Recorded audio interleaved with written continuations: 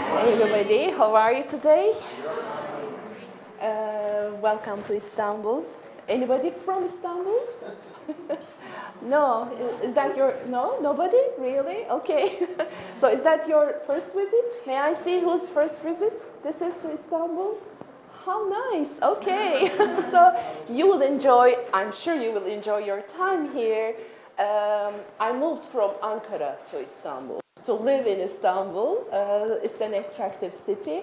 I was very happy in Ankara, but Istanbul has its own attraction. So I'm happy here. I miss Ankara a little bit, but because there's, I mean, the traffic problem in Istanbul is killing us. But it's worth it, believe me. So today, thank God I have my voice. I was ill over the weekend, and this morning, all of a sudden, I figured out that I had no voice. So now, hopefully, I will have my voice for an hour or so, and then it's not important. I can handle it later on. So thanks for coming. This is a topic that I'm really enthusiastic about, communication skills and interpersonal relations. I covered this with my students, MA students, BA students, and communication, human relations. That's an important thing for me, and trying to change and be aware of certain things is really important. So, any parents here? Okay. So, anybody who's teaching, who is interacting with students? Okay. Or anybody who is interacting with other people in daily life situations? May I see? Of course. If you're not a computer person, even a computer engineer will have interaction with people. So this is a topic that is for human relations, and I can promise that I won't be able to finish all my slides. I have more than enough slides. So, and I can promise that, I won't cover everything today, but just a taste of it as time permits. But we can always be in contact if you have any questions, or if you attend my seminars in the future sometime, you're welcome. So yes, some of the things that we will be talking about today, but first of all, of course, why I call it neuro communication. It's all in the process, in the thinking process. You are aware that in marketing, in sales, business, in politics, in negotiations, in presentation skills, in leadership, it's used a lot, neuroscience, and sometimes you happen to find yourself buying something that you don't need. Anything happen like this to you? Or we watch commercials and we don't know why, we go and buy things. So they know about these techniques, strategies, because we think that we live according to our ideas or our free will, but sometimes we are under the effect of lots of stimuli, and we just do things, or we just say things. And have you ever found, just realized that you said something, but how come I used such a word? How come I said this? I wish I hadn't, kind of things we go through in everyday life situations. And of course, my wish is, or my area is about human relations and being aware of the language patterns that we use and how we affect other people and how we are influenced by other people's words, word patterns, and how we do this in our daily communications. And mostly we are not aware. Maybe, I mean, yes, this is an audience that maybe you are aware, but mostly people are not aware what kind of patterns, language patterns they use, or what kind of body language they use, and what messages we give to the other people with our words, with our behaviors, with our attitudes. So these stimuli that we are exposed to, and what we do and say, and the way we behave and do and say, become who we are. And you heard about neuroplasticity. They say that even in adulthood, we are developing our, neural pathways are still developing. So it's never too late. Better early, of course, but it's not late to be aware. And as you are the educators, maybe as early as possible to your kids or to the young generation, if we share these, much better, so that they will be aware of the things. So these neural pathways lead us to places. And are we aware of who is riding the horse to this direction? Or, as they say, who is steering the bus? We think that sometimes, yes, we are consciously in control of our lives, but actually research shows that we are not. We are under the control of our neurological process, unconscious mind, let's say. So unconsciously we're doing things, but we think that we're doing things consciously and we're in control. So we move through life not by responding to the world around us, but we are responding to our model of the world, our map of the world. We have a map in our mind, and we are responding to the world according to our own map of the world, our model of the world.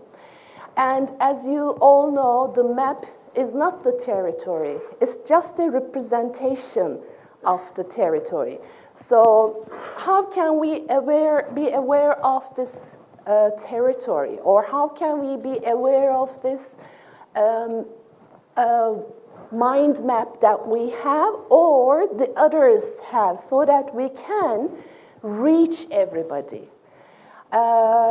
Anybody who says, I can reach anybody, I can just contact with anybody, I can deal with any kind of person. So if we know more about other people's map of the world, then it will be easy to reach them.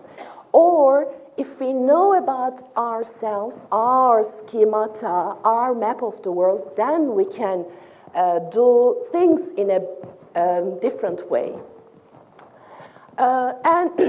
And normally we speak hundreds of words a day, perform thousands of behaviors, nonverbal and verbal, and lots of thoughts. You know how many thoughts a day? How many thoughts a day? Too much. Too much, sometimes too much. And then, are we aware of the power of these thoughts that we are producing, or the words that we are using? And are we conscious about the stimuli we're exposed to, and how we are influenced by these stimuli. So we have lots of labels. We're using codes and labels, and we have lots of pre-established patterns or labels, let's call. I am nowadays conducting a research on the labels that people use for themselves and as teachers or parents to their kids, to their students. And I don't know how I will be sharing these, but teachers, parents, even us, we use lots of labels so that they stick to students, and once they stick to us, we live our lives with these labels. We still call ourselves the way our parents call us, the way our teachers labeled us. And it's hard to change these labels or codes that we live by. But being aware of these labels, codes, and pre-established, conditioned responses that we have, then things will be much easier for us. In the communication model, as you know, we're exposed to an external behavior. We see somebody talking, doing something to us, and then we have, this just goes through our filters. Lots of filters, we'll talk about the filters, and then we have, after these filters, after these thoughts, feelings, expectations, memories, senses, they're all triggered. And then, after these filters, we have an internal response. Then we just show an external response. We say something, we do something after all these filters. Then the other person gets it, and she goes through this process again and says something. And we communicate. It's a miracle. We understand sometimes each other. Sometimes we understand each other. I won't say sometimes we don't understand. No, sometimes we understand each other. Because it's difficult. It's an art. It's not easy to understand. If we understand each other, great. Or if we, try, give it a try to understand the other people, that's the thing that we should do. Otherwise, sometimes we don't understand ourselves, why we did things, certain things, why we said certain things. So how come we just judge other people by saying, oh, I didn't know that you would do such a thing. You surprised me. Sometimes we surprise ourselves. So after these filters, yes, it's an art. If you heard about metamodel, have you heard about metamodel? It's a tool to get closer access to someone's experience that they code into speech. In terms of the filters, we naturally adopt three key processes with language. We receive the information, and then we hear things, we see things, we delete, distort, or generalize things. How do we do this? For example, he annoyed me. I'm deleting something by not giving how did he do that information. She's better than me in doing what? Change is easy. What kind of change? We're deleting lots of information while we're speaking, and that's why it's hard to understand each other. And sometimes we distort. In the filtering process, we distort things. His voice makes me angry. how can a person's voice, maybe today my voice, I have a much better voice. I made her feel awful. You're going to love this. So we're distorting. We're mind reading. This is the mostly done kind of thing, right? We do mind read. And we're almost sure you didn't like me. You didn't like me. I'm mind reading. Am I right? Oh, you're tired. I'm mind reading, right?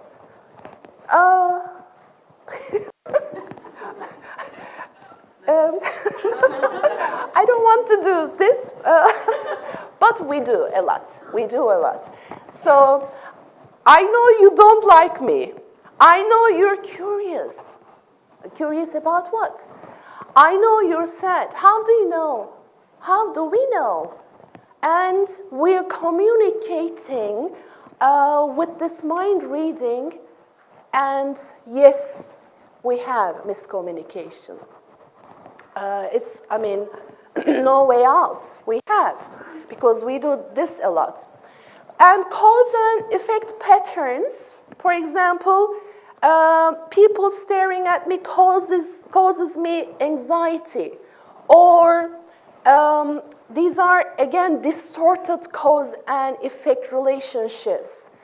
One of the most common ones, he doesn't love me, because he doesn't bring me flowers. So what has it got to do with it? So we, in a more detailed seminars, we of course talk about the correct questions to ask. A question to ask so that the other person will actually come to the point, what she's trying to say. You don't bring me flowers, so you don't love me. You don't love me because you don't bring me flowers. What has it got to do with it? Flowers and loving. So then you ask, what is the right question to ask? What do you ask in that kind of situation? You don't love me because you don't bring me flowers. What do you ask?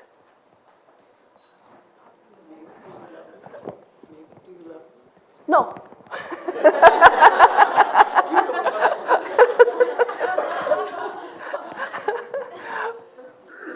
So you don't bring. You don't love me because you bring me flowers. What do you say? What? So I bring Mercedes-Benz? So you think only Mercedes-Benz will show that you love me? Okay then. So maybe chocolate and a kiss? I may think. That's a better idea. So, for example, one of the best questions that you can ask, is there anybody in your life that you love a lot but you don't give flowers? Oh, yes, my mom. I don't frequently buy flowers to her, but I love her. Okay, that's not the point. You don't remember our special days. I don't think that you give importance to our relationship, etc., etc. So let's come to the point, the real issue. We're not talking about the deep issue. We're just working on the surface level. But we need to ask the correct questions so that we understand the real problem. What's the real problem? It's not the flower problem. It's not the flower. It's just pay attention to me. Just let's spend some time together. Let's do something together kind of issue. So there's nothing anyone or anything can do to affect our internal state. The distortion is, it's our response to the external stimuli. Just bringing flowers, not bringing flowers, my response to that is thus distorted, of course. And we generalize. We do this a lot. nobody loves me. Your child comes home at age 7, comes home and says, nobody loves me, and crying. So what do you ask? What do you ask? What's the right question? Nobody loves me. We generalize. What's the question? It's okay to accept that you're losing. Oh, have you heard this? It's okay to accept the reality. Oh. Okay, Mom. So we may ask, what's wrong with you? What's wrong with me? Yes. Everybody thinks that there's something wrong with me. You make me sadder. It's okay, honey, at least I love you. Huh, but I'm not talking about you. Of course you love me. So, what happened? Nobody loves me at school. What caused you to speak like this? Nobody's playing with me. Nobody loves me. Go in. Just listen. Just listen. So, yes, asking, nobody? Nobody? Really? I love you. Your dad loves you. And find some friends' names, teachers' names. They say, okay, Ayşe doesn't love me. Who is Ayşe? My classmate. What did she do? Ayşe doesn't love. She believes that Ayşe is not playing with her and Ayşe doesn't love her. Or my teacher doesn't. But we tend to generalize. So we need to find out the real problem. You're always like that. You never bring me flowers. So, we're generalizing things. Never, never, okay? All right. And we have some presuppositions in language. Like, if, how do we use it? If you can arrange a meeting for 4 p.m., so what's the message to me? If you can arrange. So these are, again, gives some distorted message. If you can arrange a meeting, what's the possible result? No meeting. I couldn't have time, sorry. So if you can arrange. Or try. Try and get it done by Friday. So what's the probable result? Yes, I gave it a try, but couldn't do it. How would you feel today? How would you feel if I came here and said this to you? Today, I will try to share neurocommunication skills with you. I will try to, but I'm not sure. So try. Just the word try gives the other person the message that I'm not an expert, I will try. Or, this is what I observe in lots of seminars, conference talks. I will try not to bore you today. So boredom, why am I just reminding other people the word boredom? No, I hope you will enjoy my presentation.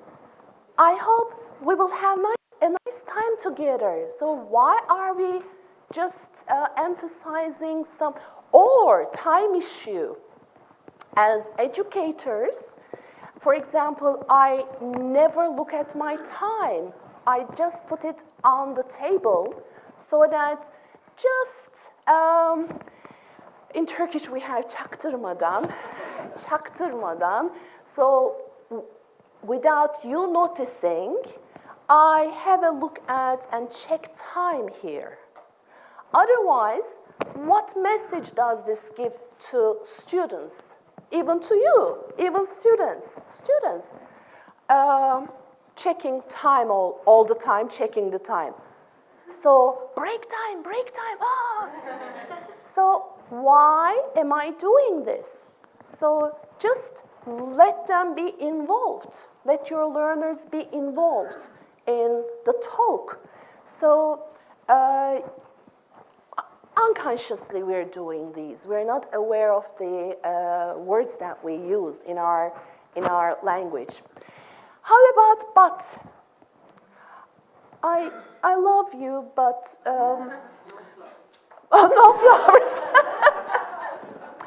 But you know, you never bring me flowers. I love you, but yeah, I know. So, but what is but? But is to negate the previous statement. So, will you remember that I love you? No. The part after but will be remembered. So, yes. And usually, there are lots of people, even us, we do that. Someone just shares an idea and you say, yes, but. Have you observed yourselves or other people saying, yes, I agree with you. But. And you expect, but. Yes, it's a very nice idea, I agree with you. But. It means I don't agree with you. Simply, I don't agree with you, it means. Yes, we have considered your idea, but. So what is the message? They will ignore my idea. I will be ignored. They didn't like my idea. So what can we do then? Instead of if, we can say when. When you have arranged a meeting for tomorrow, please let me know. That's as simple as that. When you have arranged, let me know, please. How about if? No. What was the second one? Try. Instead of try to do something, do it. Try to arrange a meeting by Friday. No. Please do it by Friday.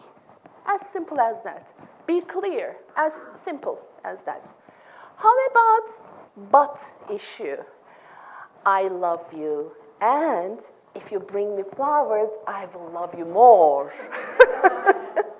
And means, okay, the first part is okay, and still there's a second part. I'm not negating my first part. They have incorporated, okay, yes, we have considered your idea, and we're going to think about it. Okay, they won't ignore me. They will just give me a chance, maybe. Okay. And, all right, can we be consciously using these? Can we be aware of these? And we sow seeds to the minds of other people with our language. And our minds are also like this.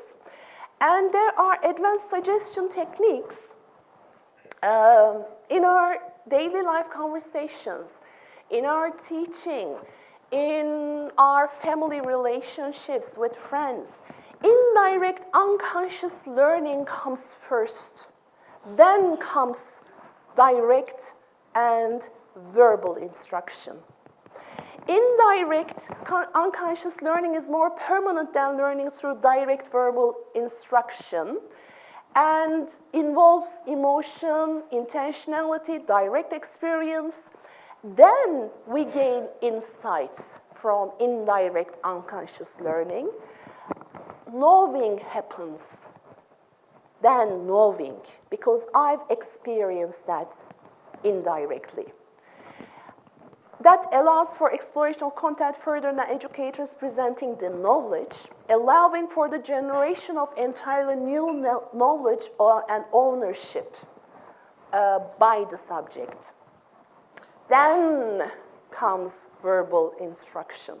So in our classes, we do lots of things. We perform lots of nonverbal behaviors, say lots of things. Indirectly, we give lots of messages. We use anchors, anchoring. I won't be talking about anchoring, but I'm an anchor here. Or I can do this. Okay, trust me. I will be sharing this with you tomorrow. Trust me. Trust me. Trust me. I'm anchoring trust. Politicians use this a lot. A lot. In the past, we had a politician.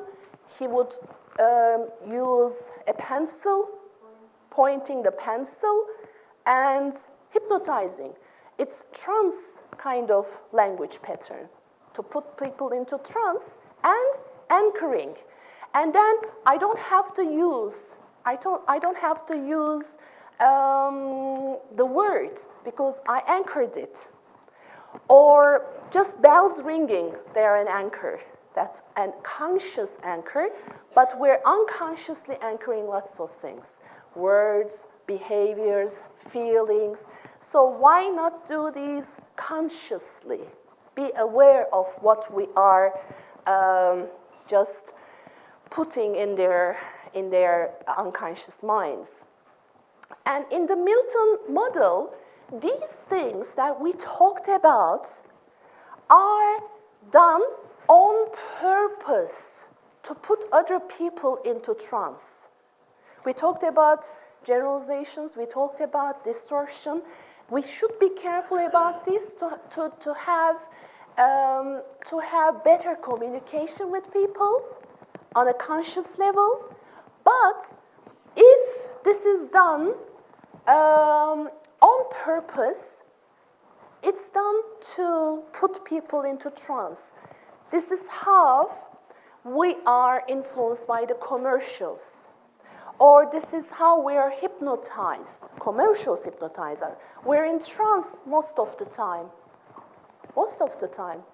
So how can we use these? We talked about meta model. It makes language more specific, moves from deep structure to surface structure consciously, looks for precise examples, aims to bring experience to conscious awareness. Who doesn't love you? What does it mean not to bring life? Okay? Keeps clients, learners externally focused. But in the Milton model, it makes language more general on purpose, moves from surface structure to deep structure, looks for general understanding, aims to access unconscious resources, keeps learners or clients internally focused. And by doing what and how? Okay, I'm glad you're ready to listen. Listen what? This is deletion, but I'm telling this so that I'm making my learners ready to listen to me. Okay, I see that you're ready to listen. As you make sense of this in your own time, you're feeling more and, oh, how nice. You're feeling more and more curious. This is hypnotic suggestion. You are gaining new insights, building new friendships. Some generalizations. You can become more successful. You are able to discover new ways. You must take this forward to where it has to go. All the skills you need are easy for you to learn. I'm generalizing and using some universal quantifiers, but to get into the unconscious mind of the other person to be ready for learning. Of course, we're talking these for good intentions, for our learning. We're not using these to persuade other people to do things that they don't want or buy things that they don't want. In a seminar I'm sharing persuasion engineering, I say you can make anybody believe or be persuaded in 5 minutes. You can do it. But is that what we want? Or is that what, for example, salespeople, if they want such a seminar, then I would emphasize ethical issues, of course. Because once you find certain words to use, yes, You can influence other people to buy things, to do things, etc. And distortion, this means that you're getting all the help you need. I know that you're becoming more interested. On each breath, you can relax even more. I see that you can relax and relax even more and more. This is easy, isn't it? Your health is important, you know. You can you not? It's time to relax, don't you know? So, and there are embedded commands. The purpose of the embedded command is to send directions straight to the unconscious mind with the conscious mind blocking it. I'm curious about whether you will, so up to here, I'm curious about whether this is what you want the other person to unconsciously believe. You will learn to relax and let yourself be comfortable in a few moments.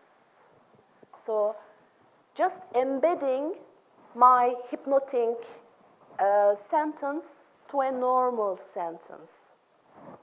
What is interesting is, when did you last learn so easily? So I'm telling that you will be learning easily. Don't worry, things are under control. Double binds, when will you clean up? This is what commercials do a lot. Or, as teachers, we can do. When will you clean up your clutter? Before you'd had lunch or after? Giving two alternatives. Would you like to order it in blue or in green, madam? So, for sales, two choices. So it means, I have to order. Okay, then blue, please. I have no other chance. Okay, then blue, please. Even green as well. Okay, so when we say about empowering, this is what I mean. Being aware of the language patterns that people are using and we are using, and in our unconscious mind, and what are we doing for the other's unconscious mind. So neuro is about our thinking process, the patterns to work on at the level of neurological thought processes, the way we use our senses of sight, hearing, feeling, taste, smell, etc. And then we start verbalizing these. We start using these behaviors or word patterns, and the way we use our language. And they say that language is the source of misunderstandings. And I think Wittgenstein said such a thing. Hocam, help me remember this. Philosophy was created because people misunderstood language, kind of thing he said about language. So yes, no, there's no way out. We misunderstand each other. So how can we not or minimize our misunderstandings? And how we should believe that people are much more than their behaviors and words, because there are lots of things underneath the iceberg. This is only, you just see you see me, you just hear my voice, words, that's it. That's it, you don't know about me. And everybody, I don't know how many we are here, everybody will have different perceptions of Feyza. I am the same Feyza, but everybody will think in a different way. But nobody will know what's deep inside here. Underneath what I use, I may use a word in a wrong way. In your culture, it could be a rude word. In my culture, it's not a rude word. And you may just judge me, but I don't know. Or in a culture, for example, this is rude. In the USA, in American culture, it's not rude. It's not rude. They just give a seminar like this. But in my culture, no, they wouldn't do that. So we're judging other people. We're not just looking at the deep structure. And one simple question that I ask, do we speak the same language? Even now we're speaking in English. As lingua franca, how many languages we have in the room now? But as lingua franca, we're using English, but do we speak the same language? No, because every single word means something different to me, to you. Okay. I like this scene, just a scene from a movie, Breakup. Have you watched the movie Breakup? Jennifer Aniston. Have you watched it? There is a scene, if we can watch it. If not, I will show you the words that they used.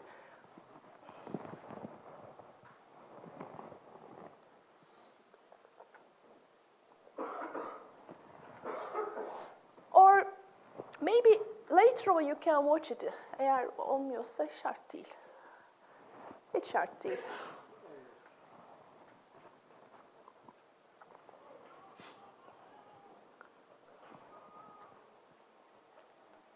Önce reklamdır herhalde zaten.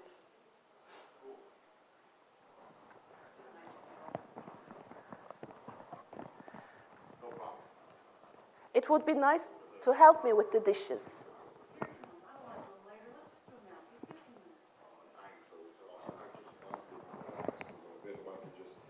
Sit here, let my food digest, just try to enjoy it. Quiet, get some. That's what happens. And we will clean the dishes tomorrow. You know, I don't like waking up to a dirty kitchen. Cheers. I care, all right? I care. I busted my ass all day cleaning this house and then cooking that meal, and I worked today. It would be nice if you said thank you and helped me with the dishes. Fine. I'll help you do the damn dishes. Oh, come on. You know what? No, that's not what I want. You just said that you want me to help you do the dishes. I want you to want to do the dishes. Why would I want to do dishes? So you can watch it. I really liked it. So, okay, I will do the damn dishes. No, I don't want you to do the dishes.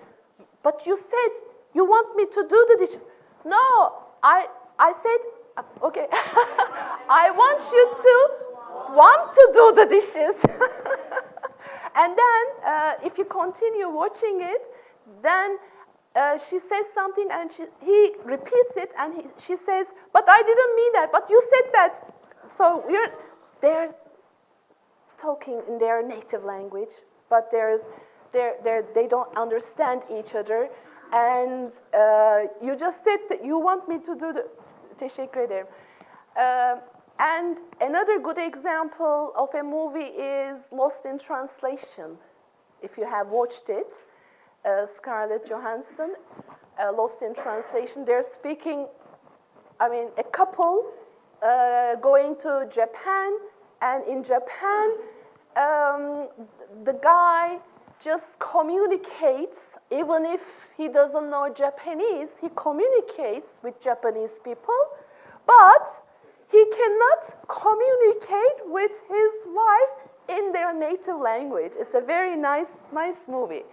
So, yes, words, I like this quotation. Words are like loaded guns. We're killing other people, killing me softly. We're killing other people with our words, or other people wounding us or killing us with their words. So we need to be careful about our words. The words we choose to speak decide the life we choose to live, and how we use them, and what the effects of these words are on other people.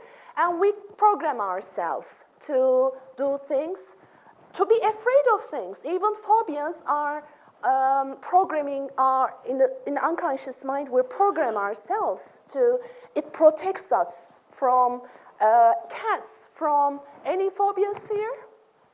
Any phobias? Phobia of? Heights. Okay. Any phobias of insects? We will talk about that. So we just use negative conditioning on other people. Don't make noise. Don't walk on grass. Do not litter, and you find lots of litter around that area.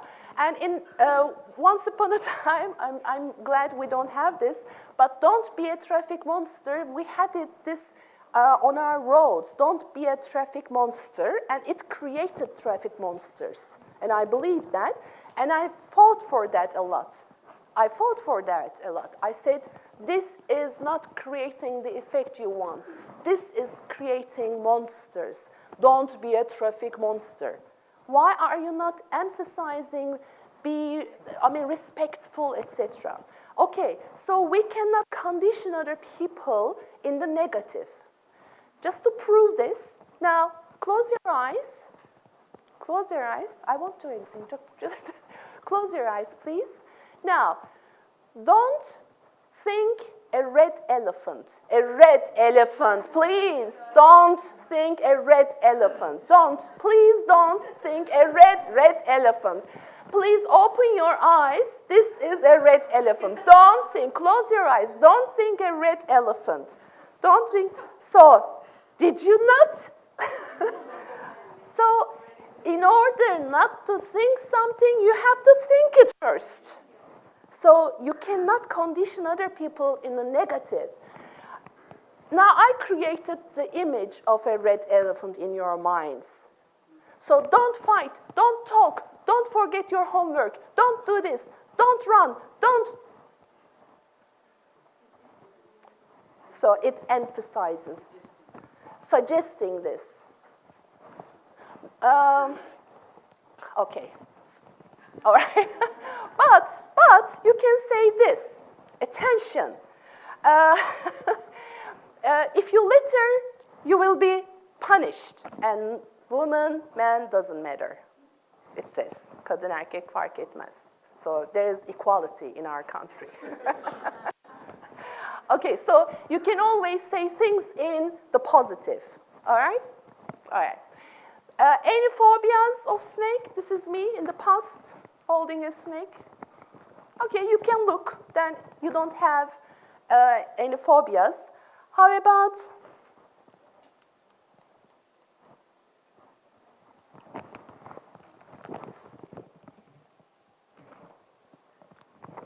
şey oldu. Dondu mu?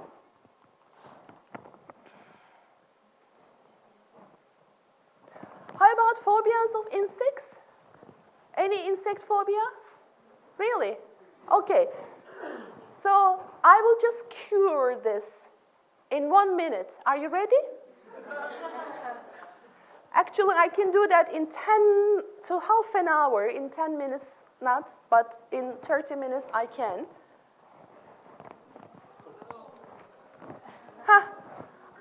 I will bring an insect to you, and you will be cured. Are you ready? Are you ready?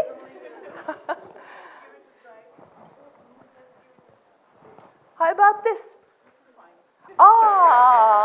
This is fine. And you should have seen her facial expressions. No, really? And then, this is fine. It's also an insect. Are you aware? But no, in Turkish, this is uğur böceği. It brings luck in our culture.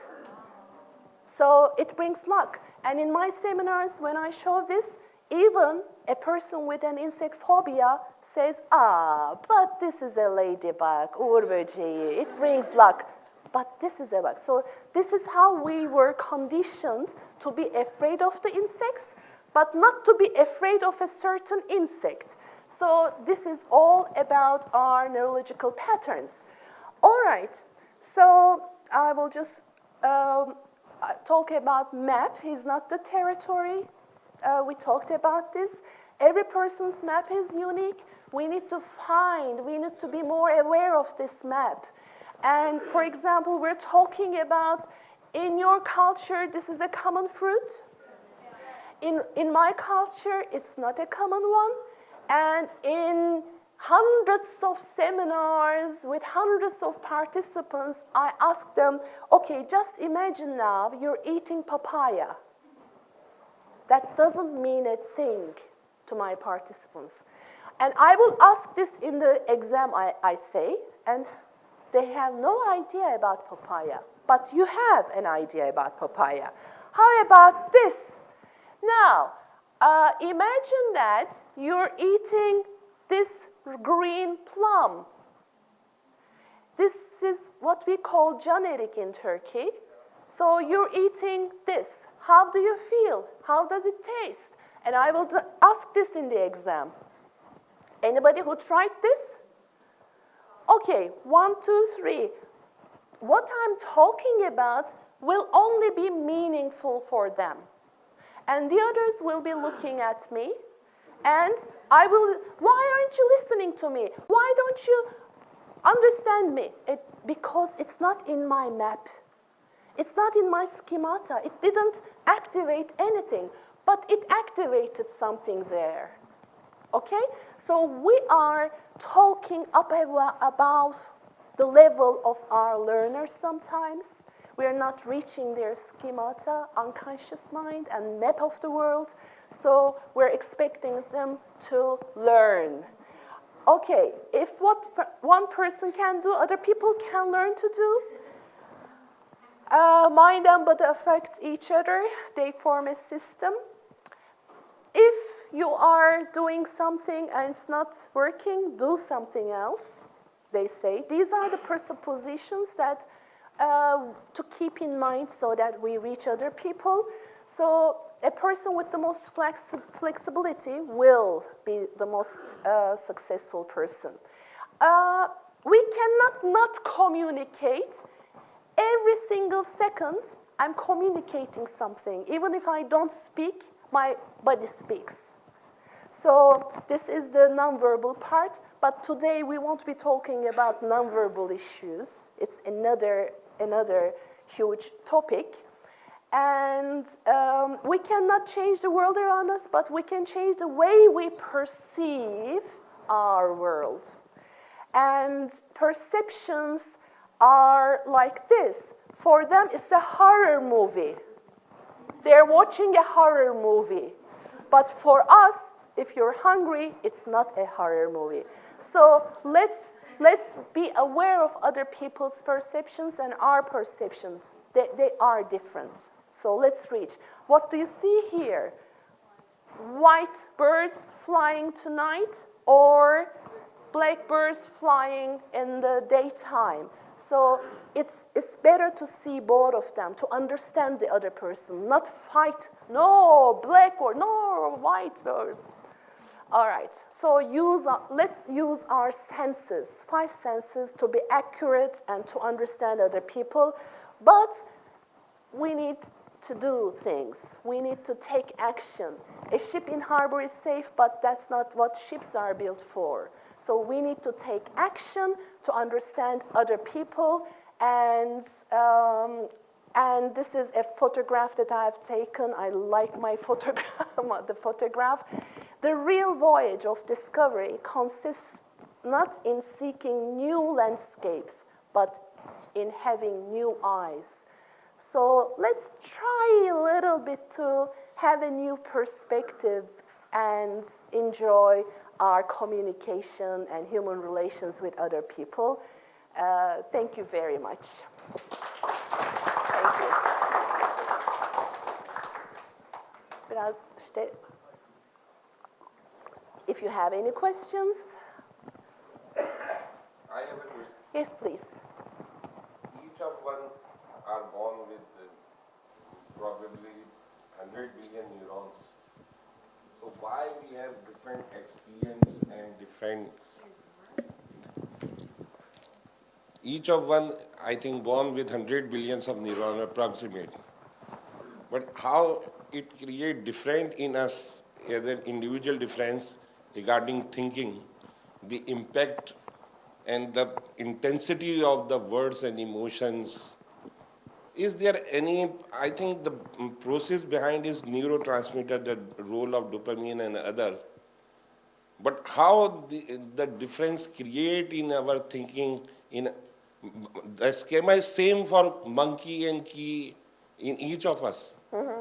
But the intensity and the implication and execution of these words is different. Na? Thank you. I mean, as far as I can explain this, of course there is nature and nurture issue. There is nature, we are nature and, yeah, I mean, we are born with some capacity, of course, okay. At the same, but,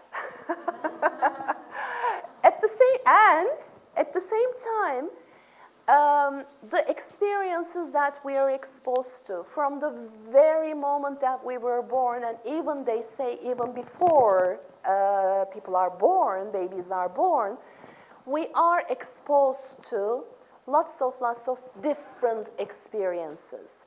And even for twins, the experiences are different. They perceive things in a different way. And we start recording these. And for example, we cry and the mom doesn't come that minute, that second. Okay, it's a world that I shouldn't trust. I'm recording this.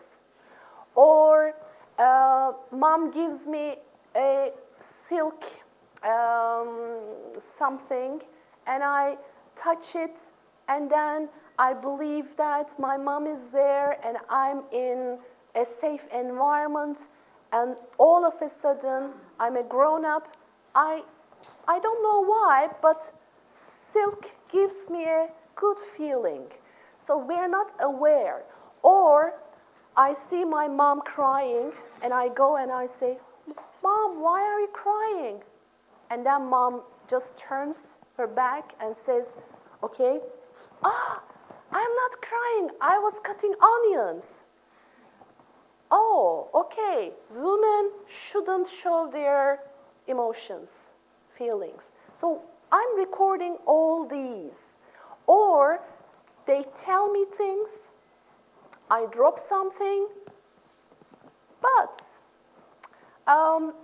my brother drops something, the way they label me and the way they behave, if it's different, we're recording. So that's how our map of the world and our self-conception, our self-image is developed, and we have totally different experiences.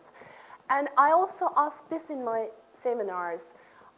If you are, for example, the second born, the third born, fourth born in your family, if you have sisters, brothers, are your parents the same parents? Are you from the same parents?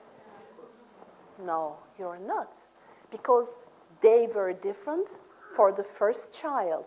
Then for the second child, they were more experienced and they were totally different parents.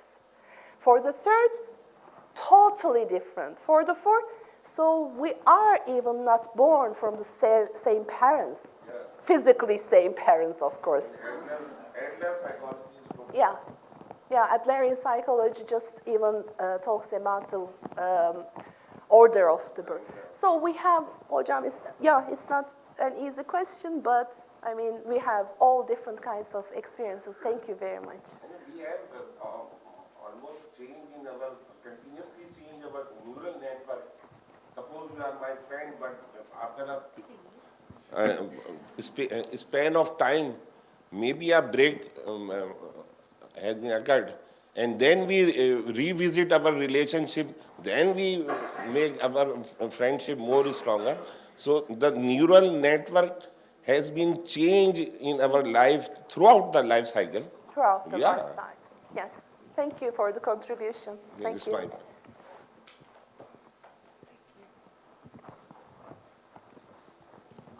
Yes, please.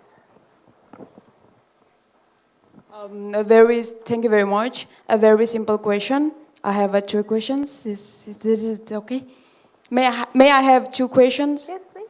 The first one, I want you to back in a slide. There is no. You said that there is no failure, But I skipped that. yes, Yeah, okay. I was Sorry. wondering about, there Okay, is, sorry for that. Yeah. I skipped. I thought we don't have enough time, so but it's okay.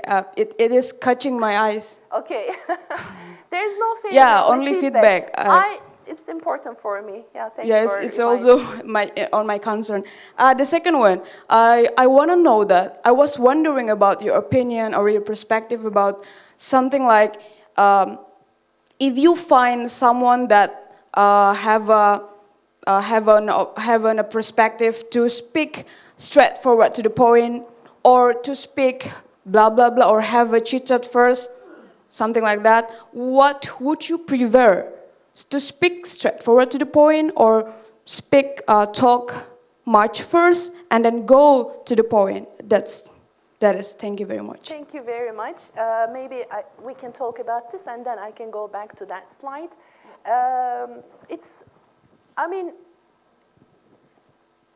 Personal preferences we have. The only thing I can emphasize is we are judging other people. If we are left brain dominant and right brain dominant, if we are left brain dominant, we need to be straightforward. We need to skip the vague parts, unnecessary parts, and please come to the point. So usually in our culture, they say this is gender difference, but I believe that this is left side and right side, left, because we can find such people, women, females, and males as well.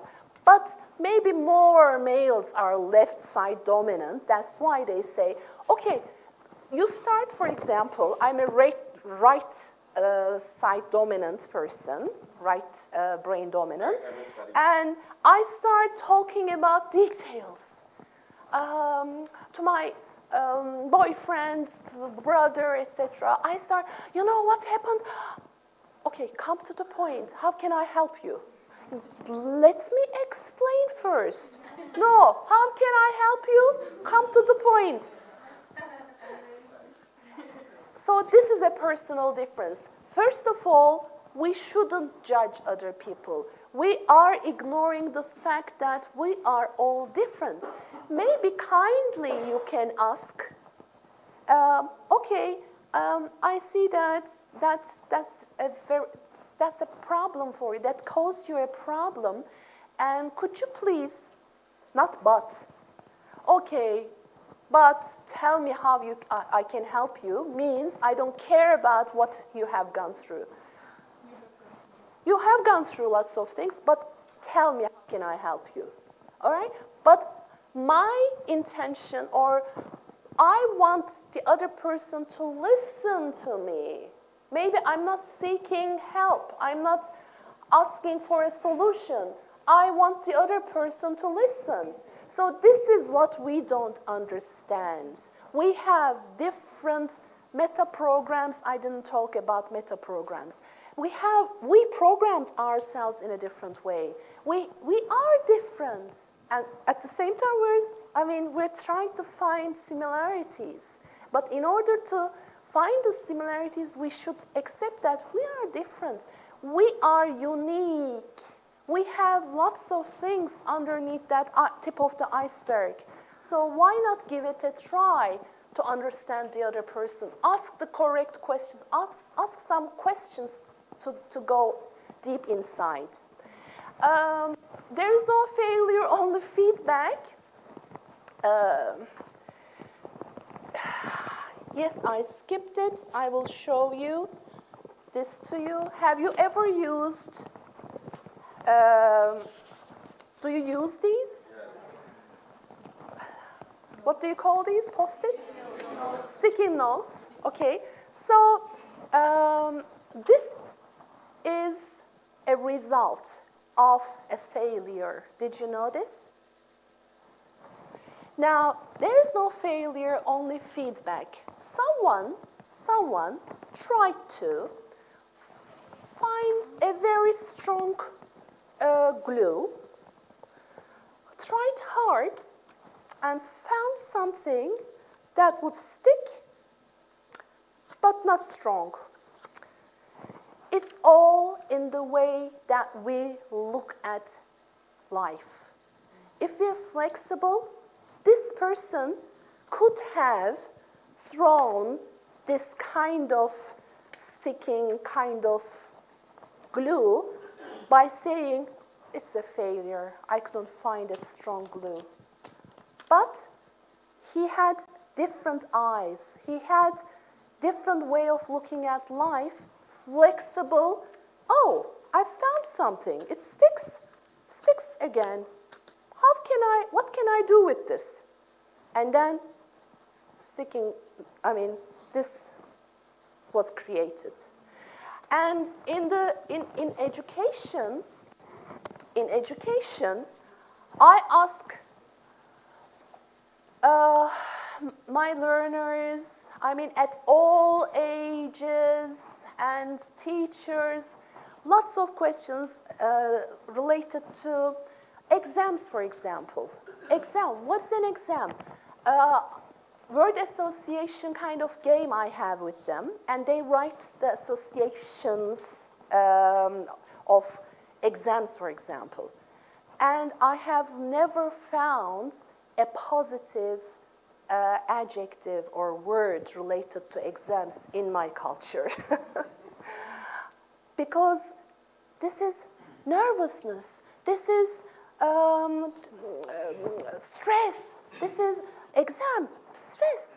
But exams don't have to be stressful. They are only feedback for the teacher, or the family, or the person, or the student.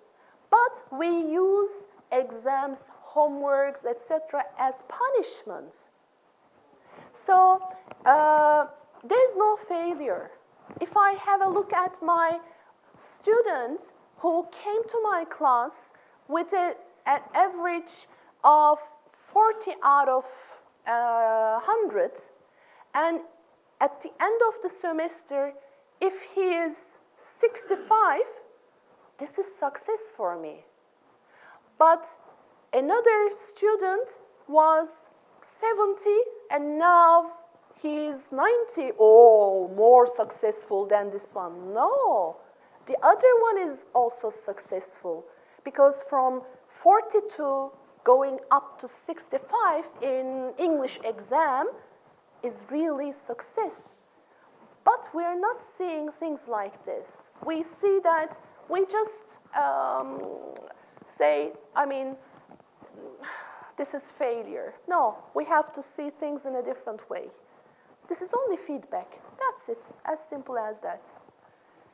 Okay, so I can also answer during the break if you like. Thank you very much for listening. I don't want to take your break time. Thank you.